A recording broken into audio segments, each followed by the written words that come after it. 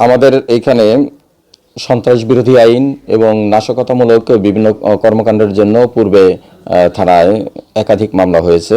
সেই একাধিক মামলার আসামি মোহাম্মদ রুবেল হোসেন, তিনি বিভিন্ন সময়ে বিভিন্ন জায়গা থেকে পলাতক ছিলেন। তারই প্রেক্ষিতে গতকাল আমাদের একটি টিম তাকে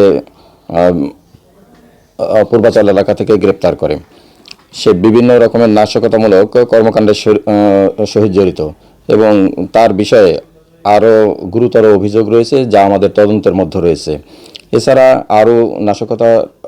আরও একজন অপরাধীকে মোরাপাড়া এলাকা থেকে গ্রেপ্তার করছে। তিনিও বিভিন্ন রকমের নাশকতার সাথে জড়িত। তিনি হলেন নজরুল ইসলাম মফিজ। এছাড়া আমাদের গতকাল স্পেশাল 5 ডিউটি করাকালীন সময়ে এসআই জয় কুমার, তিনি গাজী ব্রিজের ওখানে থাকতে সংবাদ পেয়ে মঙ্গলখালী এলাকায় একটা দল ডাকাতির প্রস্তুতির কালে গোপন সংবাদের ভিত্তিতে সেখানে যাওয়ার পরে সুজন নামের এবং হোসেন নামের দুইজনকে দুইটি দেশীয় অস্ত্র এবং একটি চাকু সহ হাতে নাতে গ্রেপ্তার করে এবং আরও কিছু লোক ছিল যারা পলাতক হয়ে গেছে।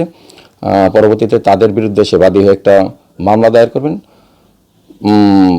এর পরবর্তীতে বাকিদেরকে আইনের আওতায় আনা হবে। ধন্যবাদ।